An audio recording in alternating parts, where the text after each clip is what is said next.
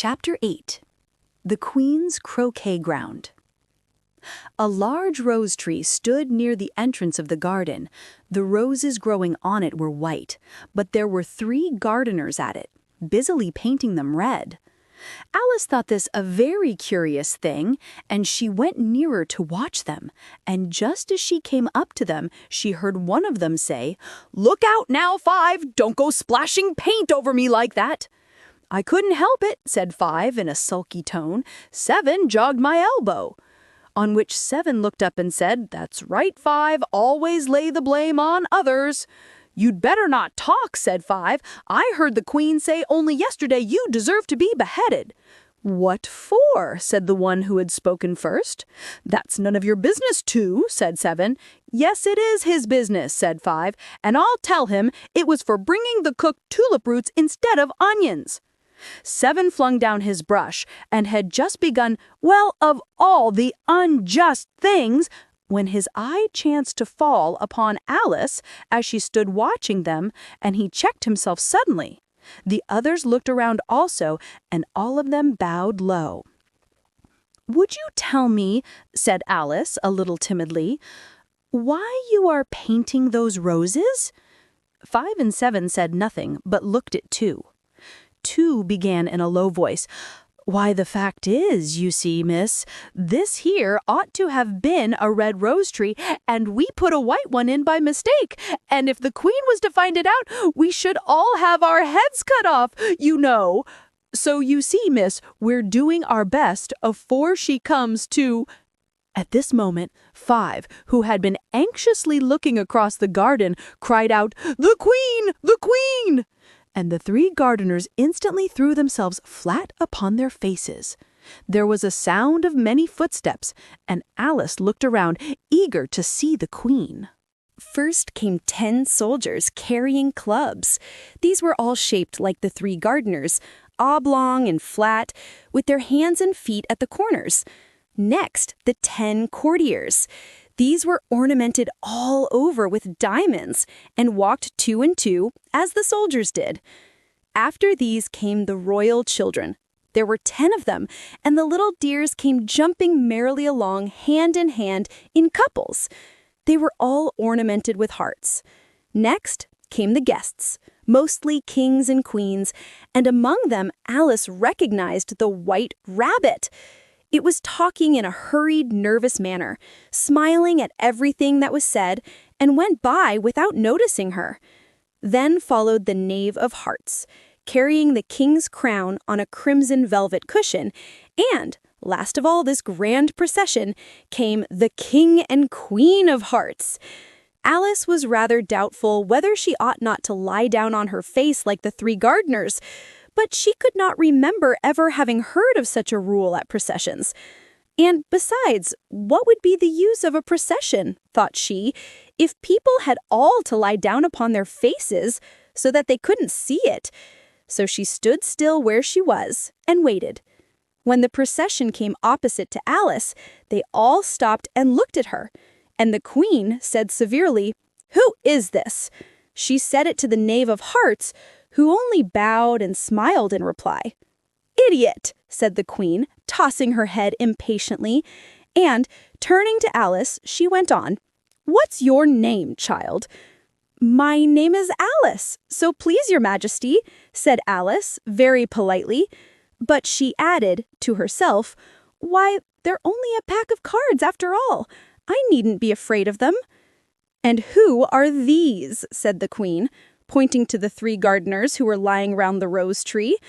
For, you see, as they were lying on their faces and the pattern on their backs was the same as the rest of the pack, she could not tell whether they were gardeners, or soldiers, or courtiers, or 3 of her own children. "How should I know?" said Alice, surprised at her own courage. "It's no business of mine." The Queen turned crimson with fury, and after glaring at her for a moment like a wild beast, screamed, "Off with her head! Off!" "Nonsense!" said Alice, very loudly and decidedly, and the Queen was silent. The King laid his hand upon her arm and timidly said, "Consider, my dear, she is only a child." The queen turned angrily away from him and said to the knave, "Turn them over." The knave did so, very carefully with one foot. "Get up," said the queen, in a shrill, loud voice, and the 3 gardeners instantly jumped up and began bowing to the king, the queen, the royal children, and everybody else. "Leave off that," screamed the queen. "You make me giddy." And then, turning to the rose tree, she went on, "What have you been doing here?" "May it please your majesty," said two, in a very humble tone, going down on one knee as he spoke. "We were trying—" "I see," said the queen, who had meanwhile been examining the roses. "Off with their heads." And the procession moved on, 3 of the soldiers remaining behind to execute the unfortunate gardeners, who ran to Alice for protection. "You shan't be beheaded," said Alice, and she put them into a large flower pot that stood near. The 3 soldiers wandered about for a minute or 2, looking for them, and then quietly marched off after the others. "Are their heads off?" shouted the queen. "Their heads are gone, if it please your majesty," the soldiers shouted in reply. "That's right," shouted the queen. "Can you play croquet?" The soldiers were silent and looked at Alice, as the question was evidently meant for her. "Yes," shouted Alice. "Come on, then," roared the queen, and Alice joined the procession, wondering very much what would happen next. It's a very fine day," said a timid voice at her side. She was walking by the White Rabbit, who was peeping anxiously into her face. "Very," said Alice. "Where's the Duchess?" "Hush, hush," said the rabbit in a low, hurried tone. He looked anxiously over his shoulder as he spoke, and then raised himself upon tiptoe, put his mouth close to her ear, and whispered, "She's under sentence of execution." "What for?" said Alice. "Did you say, 'What a pity'?" the rabbit asked. "No, I didn't," said Alice. "I don't think it's at all a pity. I said, 'What for?'" "She boxed the queen's ears," the rabbit began. Alice gave a little scream of laughter. "Ooh, hush," the rabbit whispered in a frightened tone. "The queen will hear you. You see, she came rather late, and the queen said—" "Get to your places!" shouted the queen in a voice of thunder, and people began running about in all directions, tumbling up against each other. However, they got settled down in a minute or 2, and the game began. Alice thought she had never seen such a curious croquet ground in her life. It was all ridges and furrows. The balls were live hedgehogs, the mallets live flamingos, and the soldiers had to double themselves up and to stand on their hands and feet to make the arches. The chief difficulty Alice found at first was in managing her flamingo. She succeeded in getting its body tucked away, comfortably enough, under her arm, with its legs hanging down. But generally, just as she had got its neck nicely straightened out and was going to give the hedgehog a blow with its head, it would twist itself round and look up in her face with such a puzzled expression that she could not help bursting out laughing. And when she had got its head down and was going to begin again, it was very provoking to find that the hedgehog had unrolled itself and was in the act of crawling away. Besides all this, there was generally a ridge or furrow in the way wherever she wanted to send the hedgehog to. And as the doubled-up soldiers were always getting up and walking off to other parts of the ground, Alice soon came to the conclusion that it was a very difficult game indeed. The players all played at once without waiting for turns, quarreling all the while and fighting for the hedgehogs. And in a very short time, the queen was in a furious passion and went stamping about and shouting, "Off with his head," or "Off with her head," about once in a minute. Alice began to feel very uneasy. To be sure, she had not as yet had any dispute with the queen, but she knew that it might happen any minute. And then, thought she, what would become of me? They're dreadfully fond of beheading people here. The great wonder is that there's anyone left alive." She was looking about for some way of escape and wondering whether she could get away without being seen when she noticed a curious appearance in the air.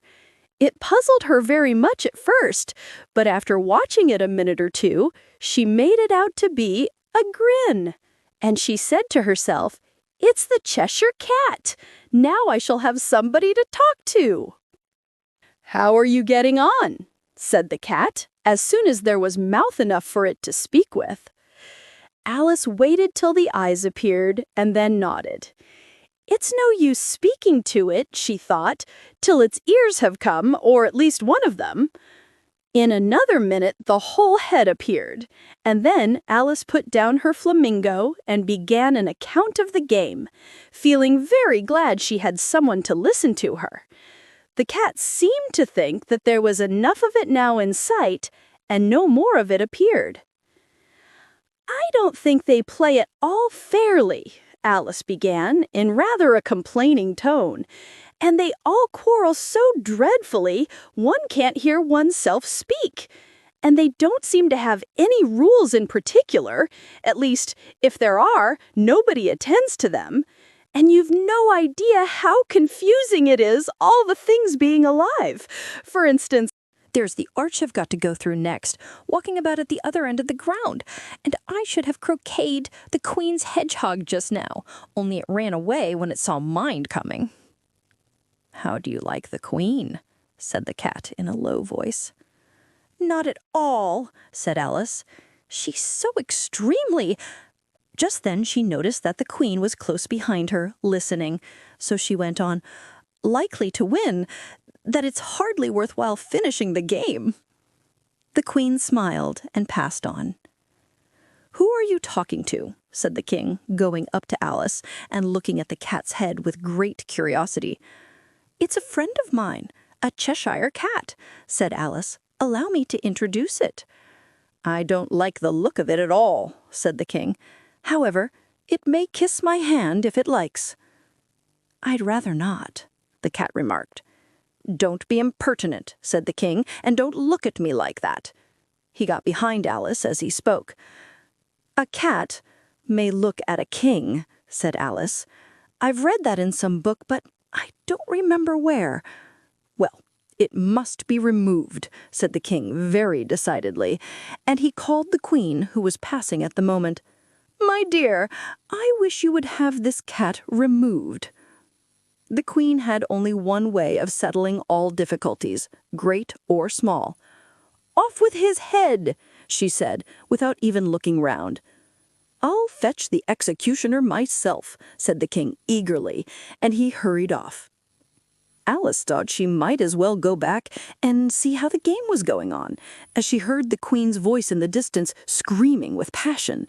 She had already heard her sentence 3 of the players to be executed for having missed their turns, and she did not like the look of things at all, as the game was in such confusion that she never knew whether it was her turn or not. So she went in search of her hedgehog. The hedgehog was engaged in a fight with another hedgehog, which seemed to Alice an excellent opportunity for croqueting one of them with the other. The only difficulty was that her flamingo had gone across to the other side of the garden, where Alice could see it trying in a helpless sort of way to fly up into a tree.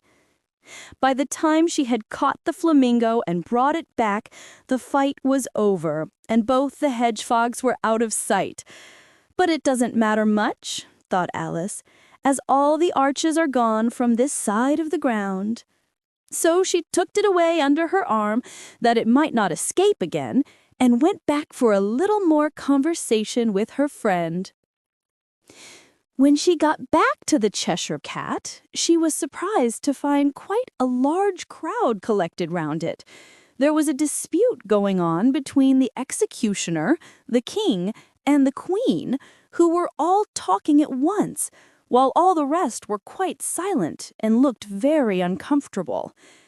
The moment Alice appeared, she was appealed to by all 3 to settle the question, and they repeated their arguments to her Though, as they all spoke at once, she found it very hard indeed to make out exactly what they said. The executioner's argument was that you couldn't cut off a head unless there was a body to cut it off from, that he had never had to do such a thing before, and he wasn't going to begin at his time of life. The king's argument was that anything that had a head could be beheaded, and that you weren't to talk nonsense. The queen's argument was that if something wasn't done about it in less than no time, she'd have everybody executed all round. It was this last remark that had made the whole party look so grave and anxious. Alice could think of nothing else to say, but "It belongs to the Duchess. You'd better ask her about it." "She's in prison," the queen said to the executioner. "Fetch her here." And the executioner went off like an arrow. The cat's head began fading away the moment he was gone, and by the time he had come back with the Duchess, it had entirely disappeared. So the king and the executioner ran wildly up and down looking for it, while the rest of the party went back to the game. Chapter 9. The Mock Turtle's Story.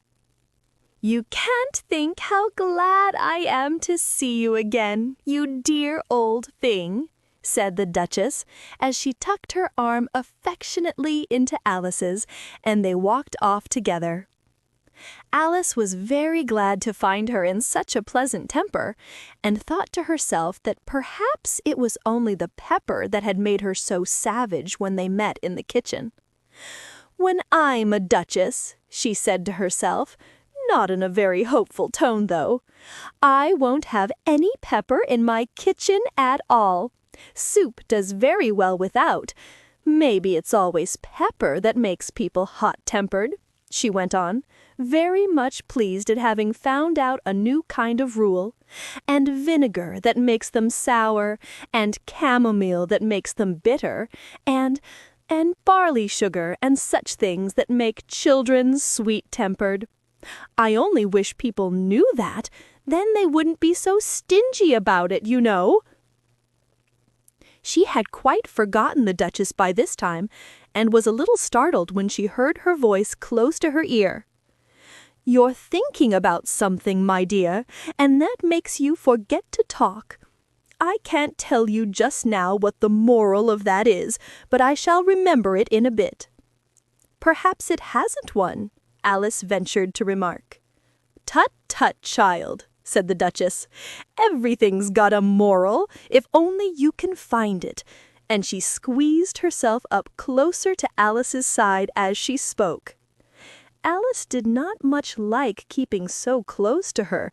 First, because the Duchess was very ugly, and secondly, because she was exactly the right height to rest her chin upon Alice's shoulder, and it was an uncomfortably sharp chin. However, she did not like to be rude, so she bore it as well as she could.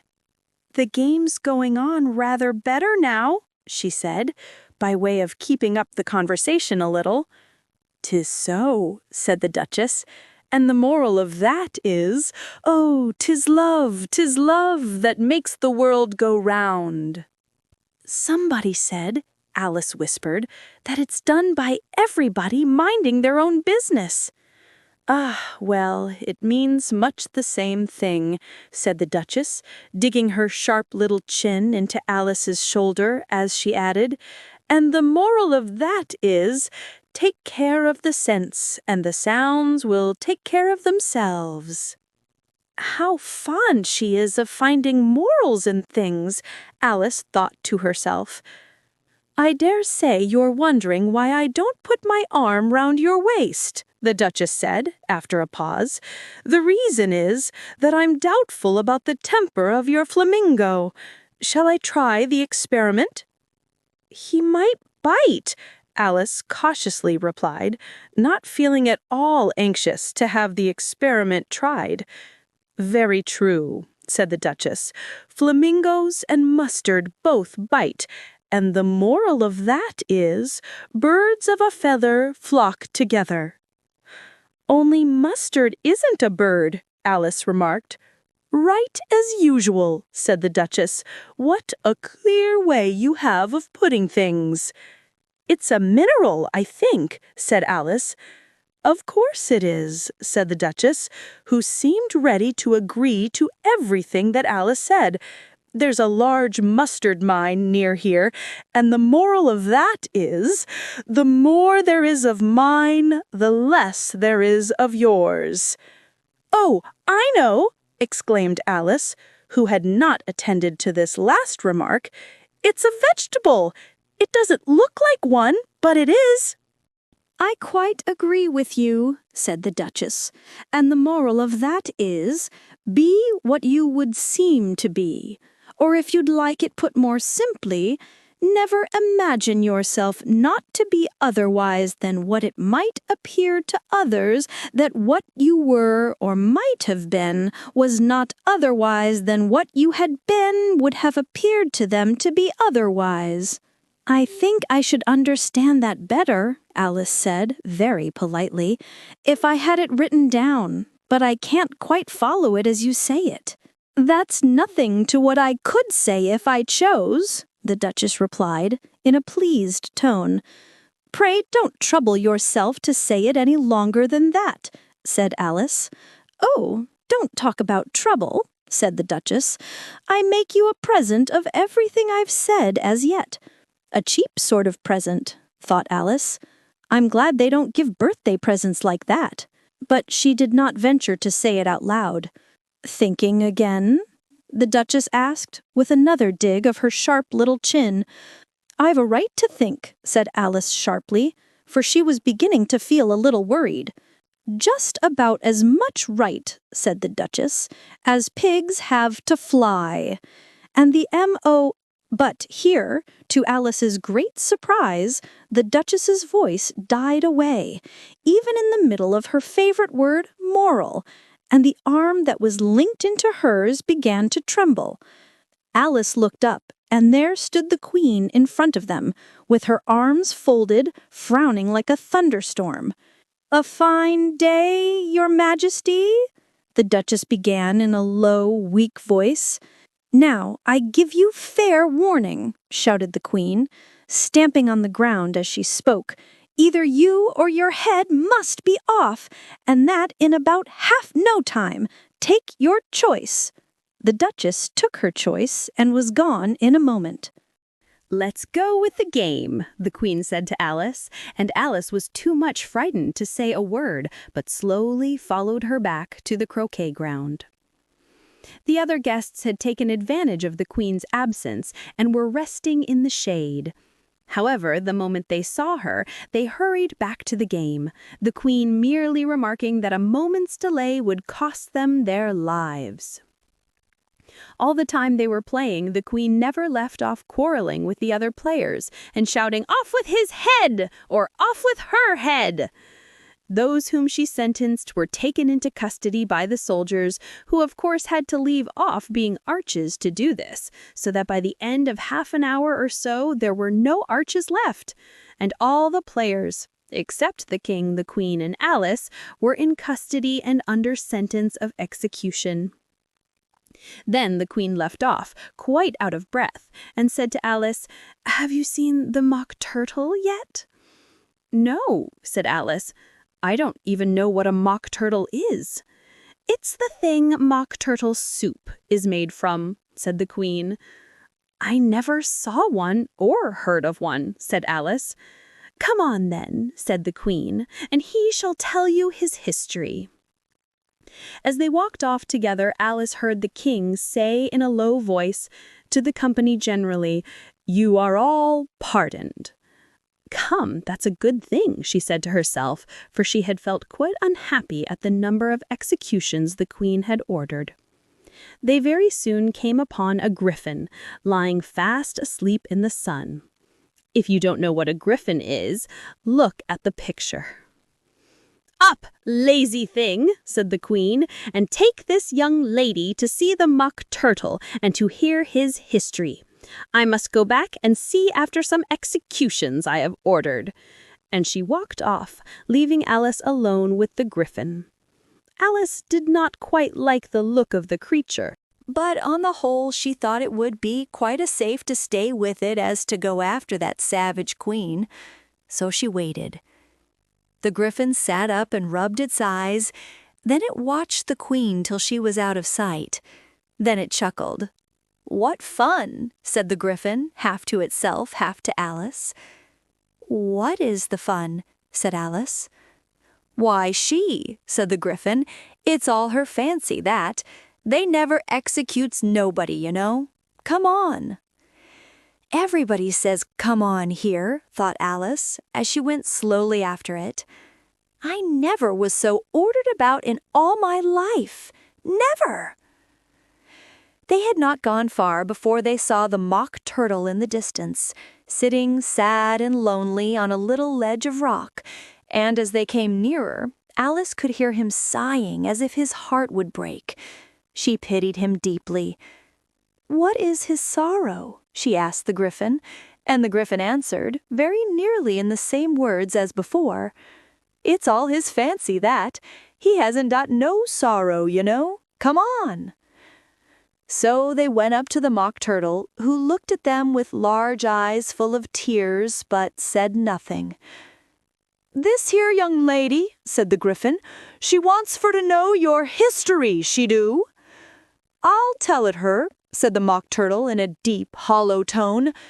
"Sit down, both of you, and don't speak a word till I've finished." So they sat down, and nobody spoke for some minutes. Alice thought to herself, "I don't see how he can ever finish if he doesn't begin." But she waited patiently. "Once," said the mock turtle at last with a deep sigh, "I was a real turtle." These words were followed by a very long silence, broken only by an occasional exclamation of "Heh!" from the griffin, and the constant heavy sobbing of the mock turtle. Alice was very nearly getting up and saying, "Thank you, sir, for your interesting story," but she could not help thinking there must be more to come.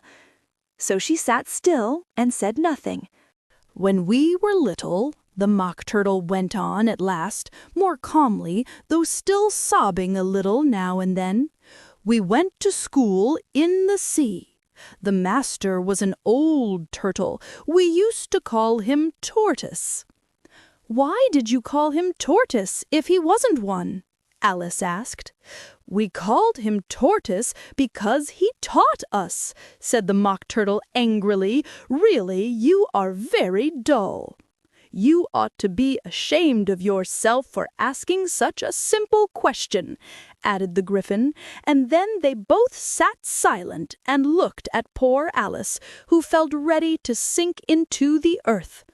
At last the griffin said to the mock turtle, "Drive on, old fellow, don't be all day about it," and he went on in these words. "Yes, we went to school in the sea, though you mayn't believe it." "I never said I didn't," interrupted Alice. "You did," said the mock turtle. "Hold your tongue," added the griffin before Alice could speak again. The mock turtle went on. "We had the best of educations. In fact, we went to school every day." "I've been to a day school, too," said Alice. "You needn't be so proud as all that." "With extras?" asked the mock turtle a little anxiously. "Yes," said Alice. "We learned French and music." "And washing?" said the mock turtle. "Certainly not," said Alice indignantly. "Ah, then yours wasn't a really good school," said the mock turtle in a tone of great relief. "Now at ours, they had at the end of the bill French, music, and washing. Extra." "You couldn't have wanted it much," said Alice, "living at the bottom of the sea." "I couldn't afford to learn it," said the mock turtle with a sigh. "I only took the regular course." "What was that?" inquired Alice. Reeling and writhing, of course, to begin with, the Mock Turtle replied, and then the different branches of arithmetic, ambition, distraction, uglification, and derision. I never heard of uglification, Alice ventured to say. What is it? The Gryphon lifted up both its paws in surprise. What? Never heard of uglifying? It exclaimed. You know what to beautify is, I suppose. Yes, said Alice, doubtfully. It means to make anything prettier. Well, then, the Gryphon went on, if you don't know what to uglify is, you are a simpleton. Alice did not feel encouraged to ask any more questions about it, so she turned to the Mock Turtle and said, What else had you to learn? Well, there was mystery, the Mock Turtle replied, counting off the subjects on his flappers. Mystery, ancient and modern, with seography. Then drawling. The drawling master was an old conger eel that used to come once a week. He taught us drawling, stretching, and fainting in coils. What was that like? Said Alice. Well, I can't show it you myself, the Mock Turtle said. I'm too stiff, and the Gryphon never learnt it. Hadn't time, said the Gryphon. I went to the classics master, though. He was an old crab, he was. I never went to him, the Mock Turtle said with a sigh. He taught laughing and grief, they used to say. So he did, said the Gryphon, sighing in his turn, and both creatures hid their faces in their paws. And how many hours a day did you do lessons? Said Alice, in a hurry to change the subject. 10 hours the first day, said the Mock Turtle, 9 the next, and so on. What a curious plan, exclaimed Alice. That's the reason they're called lessons, the Gryphon remarked, because they lesson from day to day. This was quite a new idea to Alice, and she thought it over a little before she made her next remark. Then the 11th day must have been a holiday. Of course it was, said the Mock Turtle. And how did you manage on the 12th? Alice went on eagerly. That's enough about lessons, the Gryphon interrupted in a very decided tone. Tell her something about the games now. Chapter 10, The Lobster Quadrille. The Mock Turtle sighed deeply and drew the back of one flapper across his eyes. He looked at Alice and tried to speak, but for a minute or two sobs choked his voice. Same as if he had a bone in his throat, said the Gryphon, and it set to work shaking him and punching him in the back. At last, the Mock Turtle recovered his voice, and with tears running down his cheeks, he went on again. You may not have lived much under the sea. I haven't, said Alice, and perhaps you were never even introduced to a lobster. Alice began to say, I once tasted, but checked herself hastily and said, No, never. So you can have no idea what a delightful thing a lobster quadrille is. No, indeed, said Alice. What sort of a dance is it? Why, said the Gryphon, you first form into a line along the seashore. 2 lines, cried the Mock Turtle. Seals, turtles, salmon, and so on. Then, when you've cleared all the jellyfish out of the way.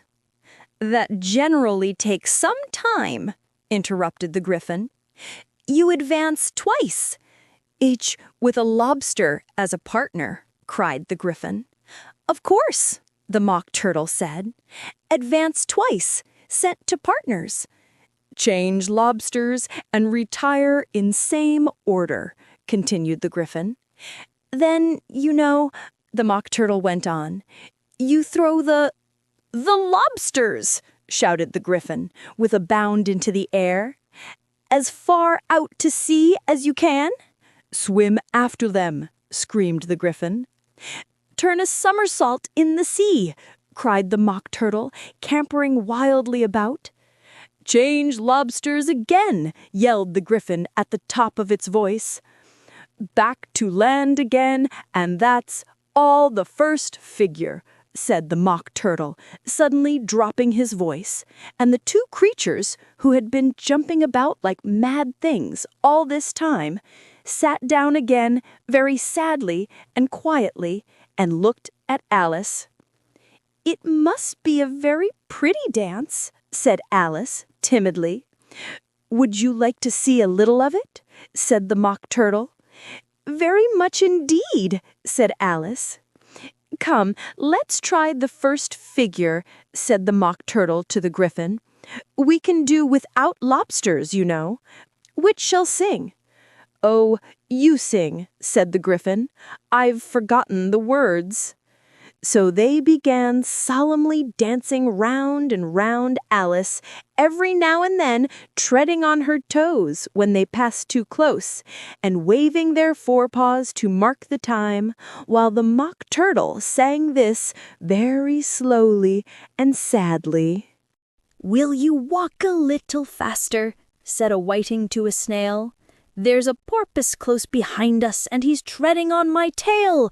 See how eagerly the lobsters and the turtles all advance. They are waiting on the shingle. Will you come and join the dance? Will you, won't you, will you, won't you, will you join the dance?" You can really have no notion how delightful it will be when they take us up and throw us with the lobsters out to sea. But the snail replied, too far, and gave a look askance. Said he thanked the whiting kindly, but he would not join the dance. Would not, could not, would not, could not, would not join the dance. "What matters it how far we go?" his scaly friend replied. "There is another shore you know upon the other side. The further off from England, the nearer is to France. Then turn not pale, beloved snail, but come and join the dance. Will you, won't you, will you, won't you, will you join the dance?" "Thank you. It's a very interesting dance to watch," said Alice, feeling very glad that it was over at last. "And I do so like that curious song about the whiting. Oh, as to the whiting, you've seen them, of course." "Yes," said Alice. "I've often seen them at dinner." She checked herself hastily. "I don't know where din may be," said the Mock Turtle, "but if you've seen them so often, of course you know what they're like." "I believe so," Alice replied thoughtfully. "They have their tails in their mouths, and they're all over crumbs." "You're wrong about the crumbs," said the Mock Turtle. "Crumbs would all wash off in the sea. But they have their tails in their mouths, and the reason is—" Here the Mock Turtle yawned and shut his eyes. "Tell her about the reason and all that," he said to the Griffin. "The reason is," said the Griffin, "that they would go with the lobsters to the dance. So they got thrown out to sea. So they had to fall a long way. So they got their tails fast in their mouths, so they couldn't get them out again. That's all." "Thank you," said Alice. "It's very interesting. I never knew so much about a whiting before." "I can tell you more than that if you like," said the Griffin. "Do you know why it's called a whiting?" "I never thought about it," said Alice. "Why?" "It does the boots and shoes," the Griffin replied very solemnly. Alice was thoroughly puzzled. "Does the boots and shoes?" she repeated in a wondering tone. "Why, what are your shoes done with?" said the Griffin. "I mean, what makes them so shiny?" Alice looked down at them and considered a little before she gave her answer. "They're done with blacking, I believe." "Boots and shoes under the sea," said the Griffin in a deep voice, "are done with a whiting. Now you know." "And what are they made of?" Alice asked in a tone of great curiosity. "Soles and eels, of course," the Griffin replied, rather impatiently. "Any shrimp could have told you that." "If I'd been the whiting," said Alice, whose thoughts were still running on the song, "I'd have said to the porpoise, 'Keep back, please. We don't want you with us.'" "They were obliged to have him with them," the Mock Turtle said. "No wise fish would go anywhere without a porpoise."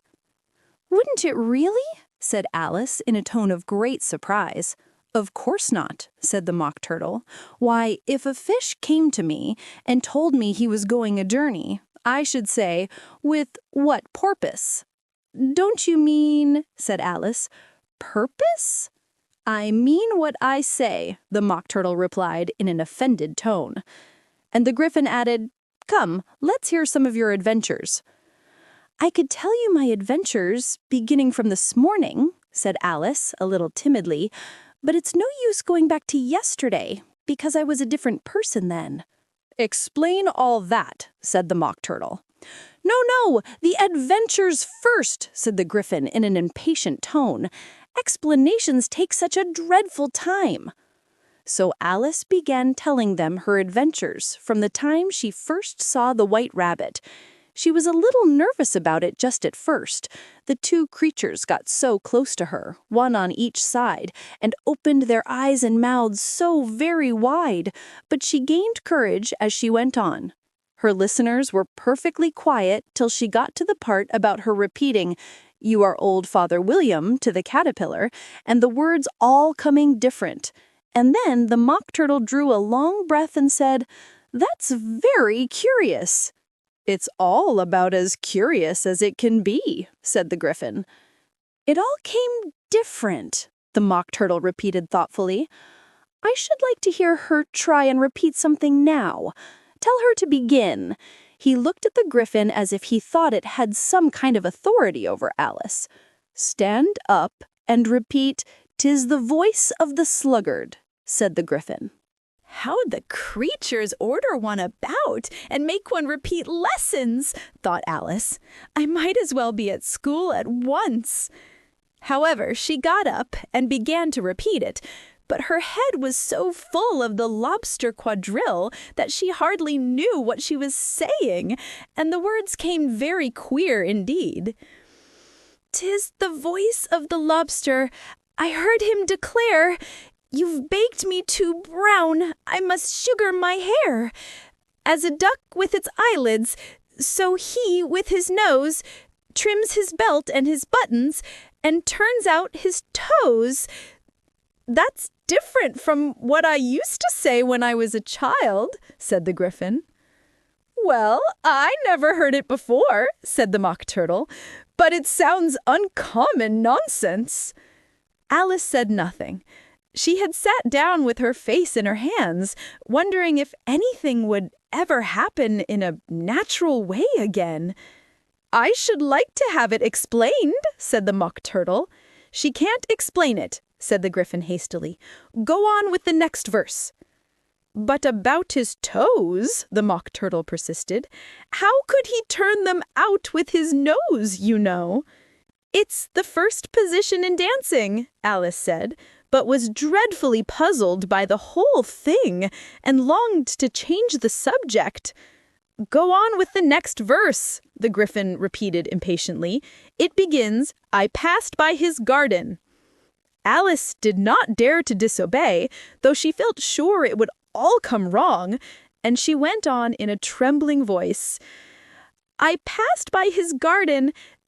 I passed by his garden and marked with one eye how the owl and the panther were sharing a pie. The panther took pie crust and gravy and meat, while the owl had the dish as its share of the treat. When the pie was all finished, the owl, as a boon, was kindly permitted to pocket the spoon, while the panther received knife and fork with a growl and concluded the banquet.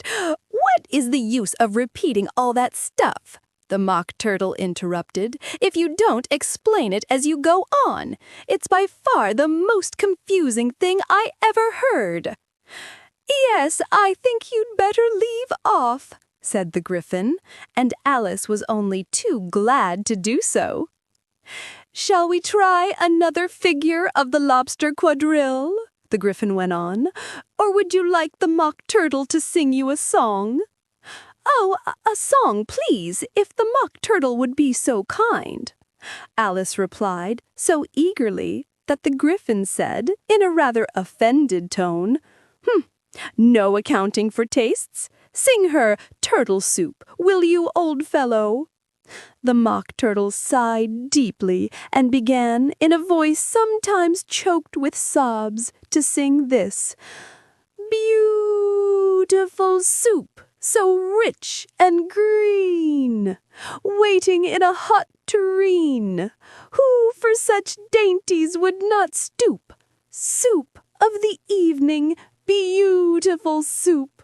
Soup of the evening, beautiful soup. Beautiful soup. Who cares for fish, game, or any other dish? Who would not give all else for 2 pennyworth only of beautiful soup? Pennyworth only of beautiful soup." Beautiful soup, beautiful soup, soup of the evening, beautiful, beautiful soup. "Chorus again!" cried the Gryphon, and the Mock Turtle had just begun to repeat it when a cry of "The trial's beginning!" was heard in the distance. "Come on!" cried the Gryphon, and taking Alice by the hand, it hurried off without waiting for the end of the song.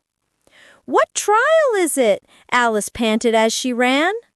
But the Gryphon only answered, "Come on!" and ran the faster, while more and more faintly came, carried on the breeze that followed them, the melancholy words: "Soup of the evening, beautiful, beautiful soup."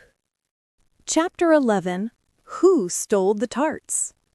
The King and Queen of Hearts were seated on their throne when they arrived, with a great crowd assembled about them, all sorts of little birds and beasts, as well as the whole pack of cards.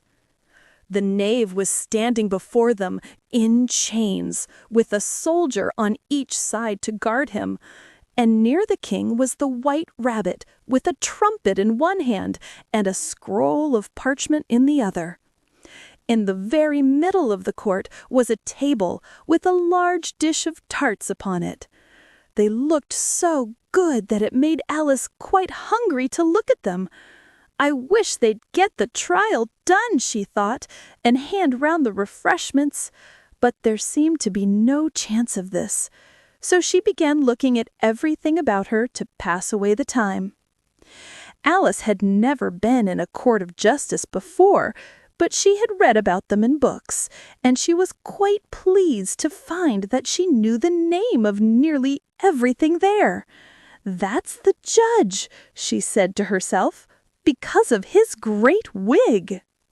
The judge, by the way, was the king, and as he wore his crown over the wig, look at the frontispiece if you want to see how he did it, he did not look at all comfortable, and it was certainly not becoming. "And that's the jury box," thought Alice. "And those 12 creatures," she was obliged to say creatures, you see, because some of them were animals and some of them were birds, "I suppose they're the jurors." She said this last word 2 or 3 times over to herself, being rather proud of it, for she thought, and rightly too, that very few little girls of her age knew the meaning of it at all. However, jurymen would have done just as well. The 12 jurors were all writing very busily on slates. "What are they doing?" Alice whispered to the Gryphon. "They can't have anything to put down yet before the trial's begun." "They're putting down their names," the Gryphon whispered in reply, "for fear they should forget them before the end of the trial." "Stupid things!" Alice began in a loud, indignant voice, but she stopped hastily, for the White Rabbit cried out, "Silence in the court!" And the king put on his spectacles and looked anxiously round to make out who was talking.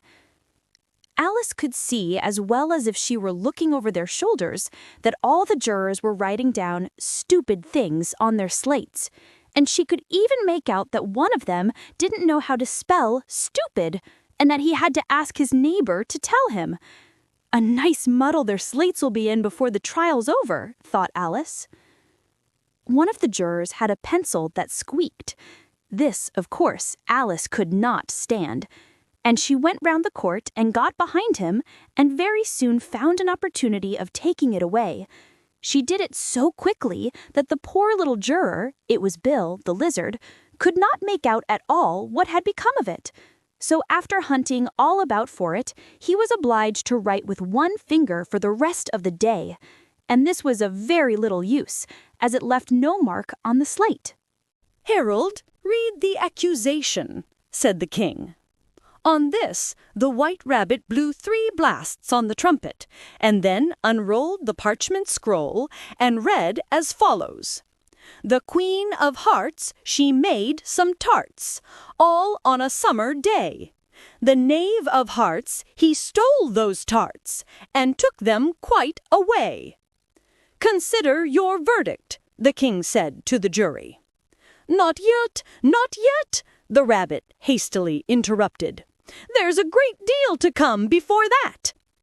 "Call the first witness," said the king, and the White Rabbit blew 3 blasts on the trumpet and called out, "First witness!" The first witness was the Hatter. He came in with a teacup in one hand and a piece of bread and butter in the other. "I beg pardon, Your Majesty," he began, "for bringing these in, but I hadn't quite finished my tea when I was sent for." "You ought to have finished," said the king. "When did you begin?" The Hatter looked at the March Hare, who had followed him into the court, arm in arm with the Dormouse. "14th of March, I think it was," he said. "15th," said the March Hare. "16th," added the Dormouse. "Write that down," the king said to the jury. And the jury eagerly wrote down all 3 dates on their slates, and then added them up and reduced the answer to shillings and pence. "Take off your hat," the king said to the Hatter. "It isn't mine," said the Hatter. "Stolen!" the king exclaimed, turning to the jury, who instantly made a memorandum of the fact. "I keep them to sell," the Hatter added as an explanation. "I've none of my own. I'm a Hatter." Here the Queen put on her spectacles and began staring at the Hatter, who turned pale and fidgeted. "Give your evidence," said the king, "and don't be nervous, or I'll have you executed on the spot." This did not seem to encourage the witness at all. He kept shifting from one foot to the other, looking uneasily at the Queen, and in his confusion, he bit a large piece out of his teacup instead of the bread and butter. Just at this moment, Alice felt a very curious sensation, which puzzled her a good deal until she made out what it was. She was beginning to grow larger again, and she thought at first she would get up and leave the court. But on second thoughts, she decided to remain where she was as long as there was room for her. "I wish you wouldn't squeeze so," said the Dormouse, who was sitting next to her. "I can hardly breathe." "I can't help it," said Alice very meekly. "I'm growing." "You've no right to grow here," said the Dormouse. "Don't talk nonsense," said Alice more boldly. "You know you're growing too." "Yes, but I grow at a reasonable pace," said the Dormouse, "not in that ridiculous fashion."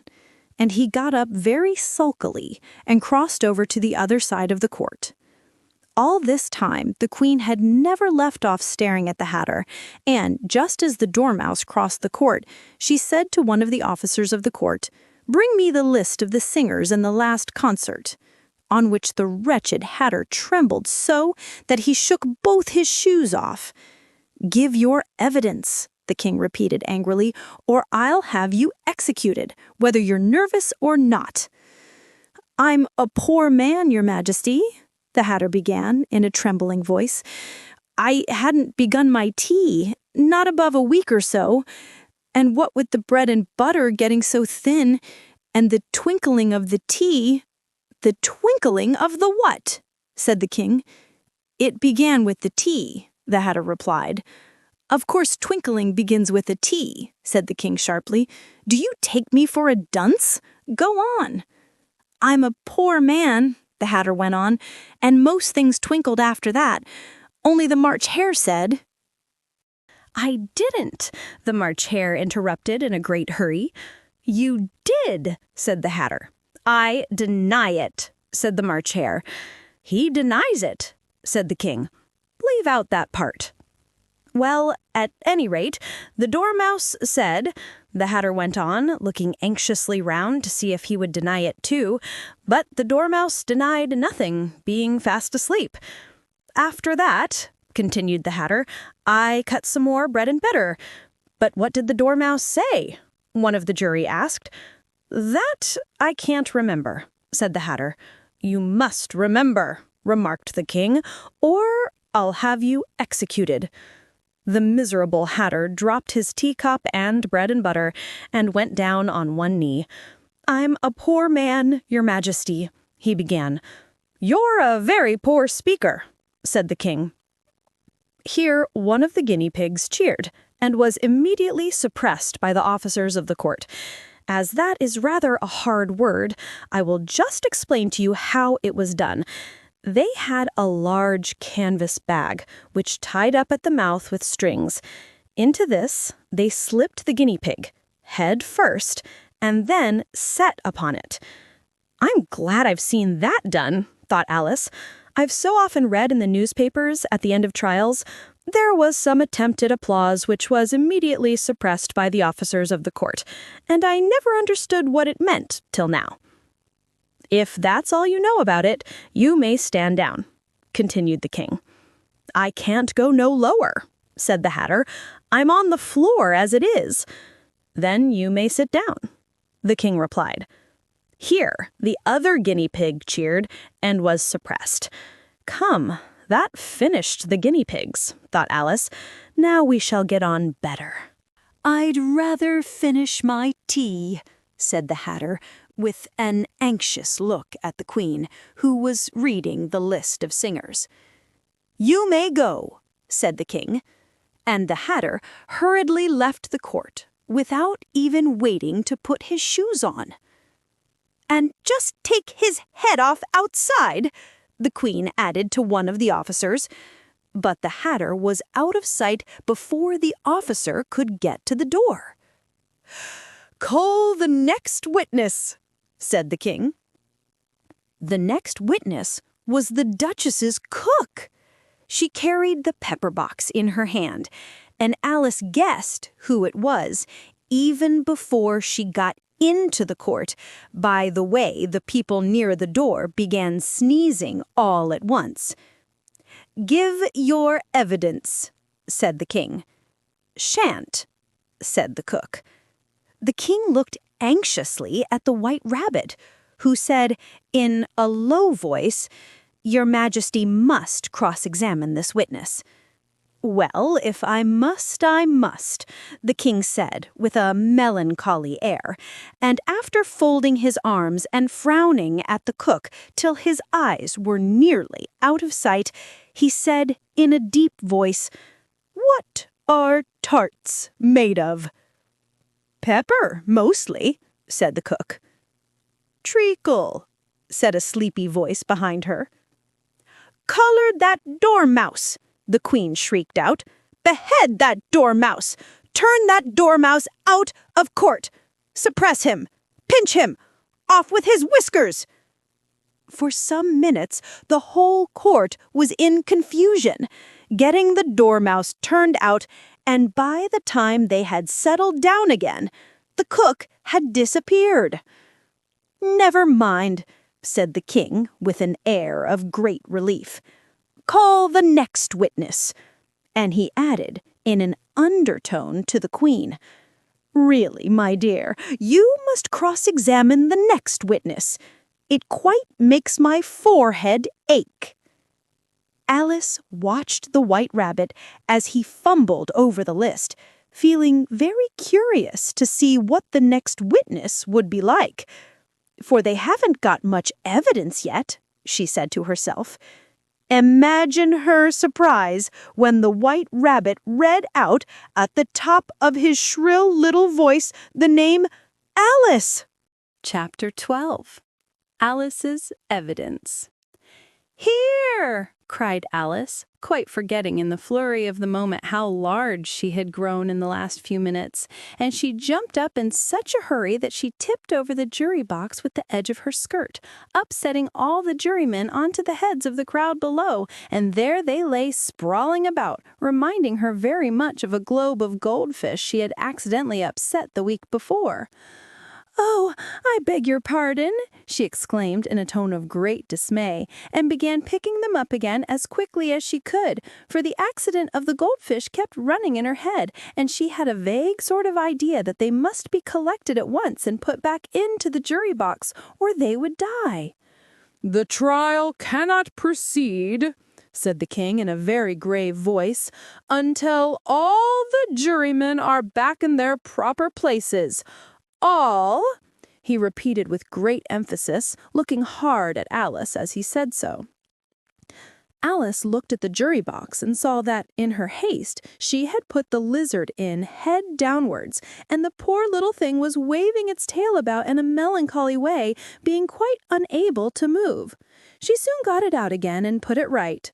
"Not that it signifies much," she said to herself. "I should think it would be quite as much use in the trial one way up as the other."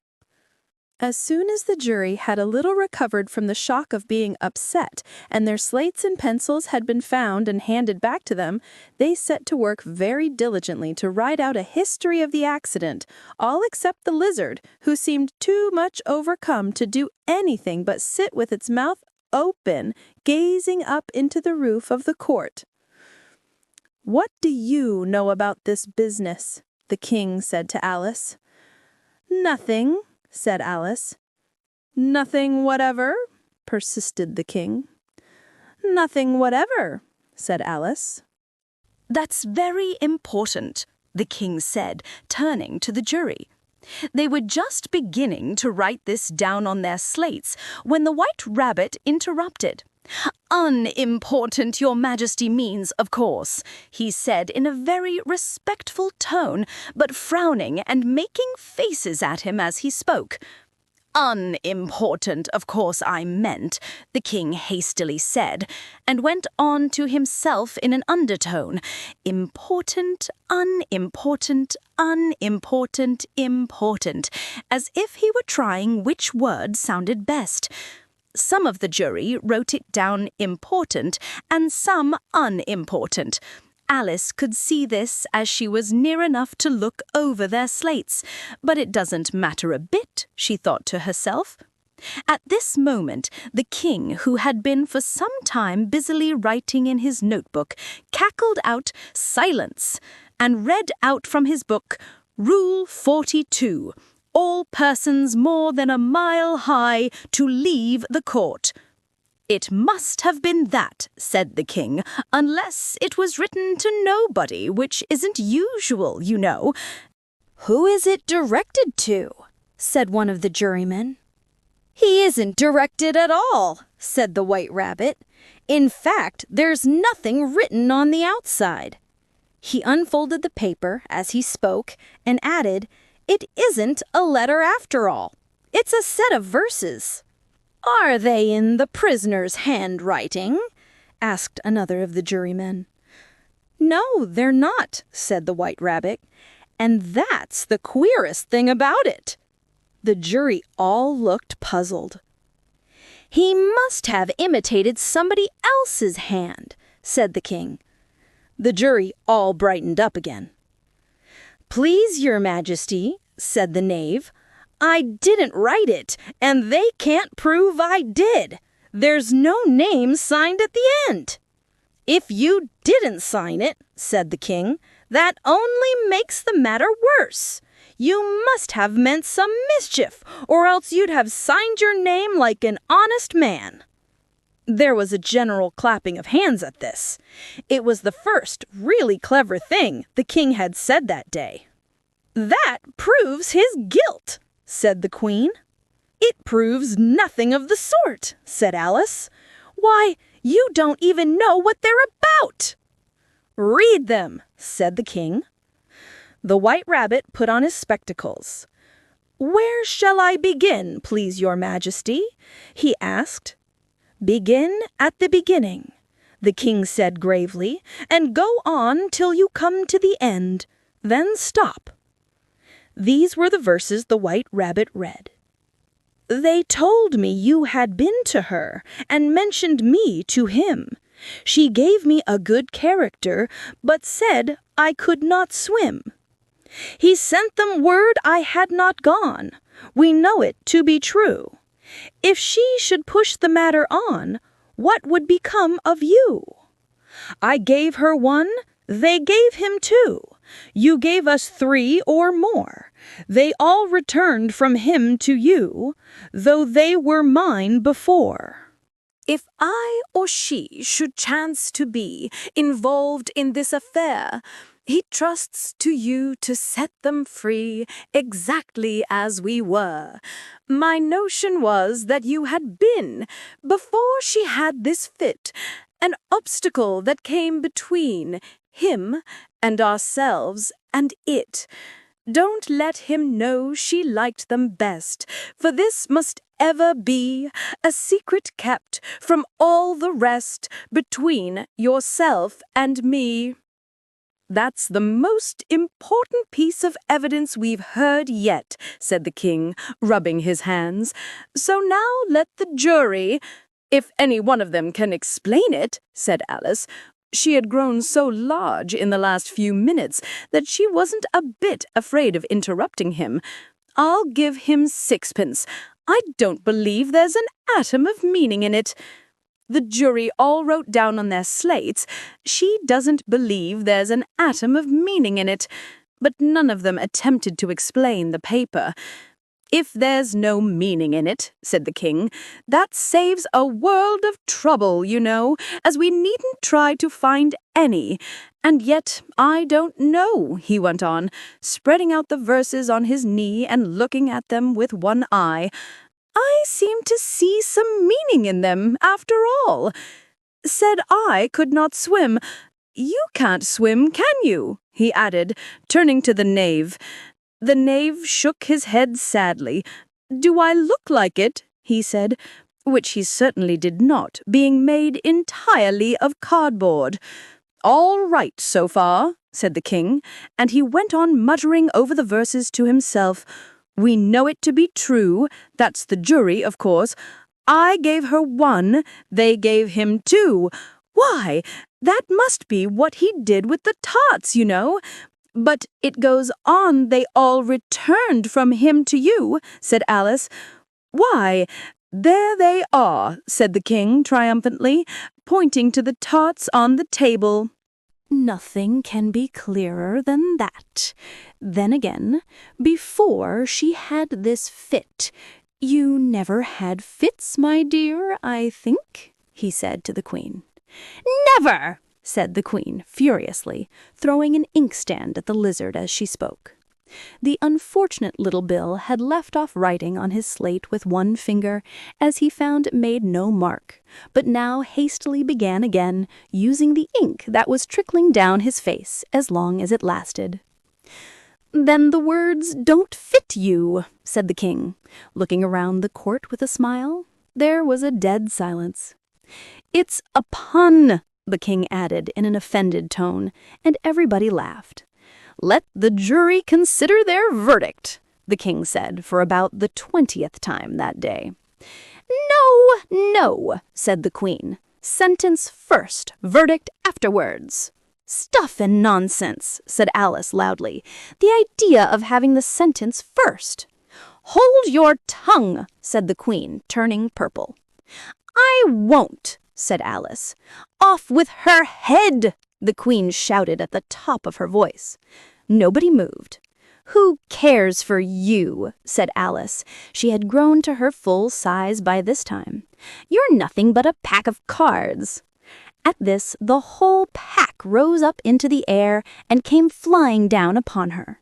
She gave a little scream, half of fright and half of anger, and tried to beat them off, and found herself lying on the bank, with her head in the lap of her sister, who was gently brushing away some dead leaves that had fluttered down from the trees upon her face.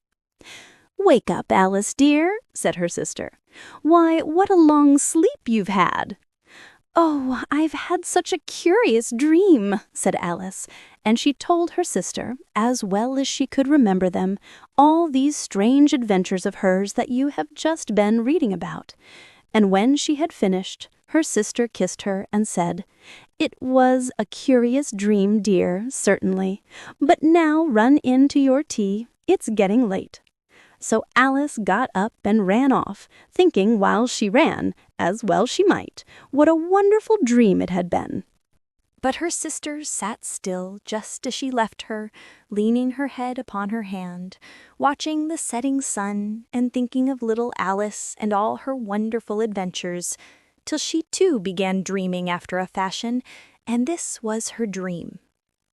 First she dreamed of little Alice herself, and once again the tiny hands were clasped upon her knee, and the bright, eager eyes were looking up into hers. She could hear the very tones of her voice, and see that queer little toss of her head to keep back the wandering hair that would always get into her eyes. And still as she listened, or seemed to listen, the whole place around her became alive with the strange creatures of her little sister's dream. The long grass rustled at her feet as the white rabbit hurried by. The frightened mouse splashed his way through the neighboring pool. She could hear the rattle of the teacups as the March Hare and his friends shared their never-ending meal, and the shrill voice of the Queen ordering off her unfortunate guests to execution. Once more the pig baby was sneezing on the Duchess's knee, while plates and dishes crashed around it. Once more the shriek of the griffin, the squeaking of the lizard's slate pencil, and the choking of the suppressed guinea pigs filled the air, mixed up with the distant sobs of the miserable mock turtle. So she sat on, with closed eyes, and half believed herself in Wonderland, though she knew she had but to open them again, and all would change to dull reality. The grass would be only rustling in the wind, and the pool rippling to the waving of the reeds. The rattling teacups would change to tinkling sheep bells, and the Queen's shrill cries to the voice of the shepherd boy. And the sneeze of the baby, the shriek of the griffin, and all the other queer noises would change, she knew, to the confused clamor of the busy farmyard, while the lowing of the cattle in the distance would take the place of the mock turtle's heavy sobs. Lastly, she pictured to herself how this same little sister of hers would, in the aftertime, be herself a grown woman, and how she would keep through all her riper years the simple and loving heart of her childhood, and how she would gather about her other little children and make their eyes bright and eager with many a strange tale, perhaps even with the dream of Wonderland of long ago, and how she would feel with all their simple sorrows and find a pleasure in all their simple joys, remembering her own child life and the happy summer days. The end.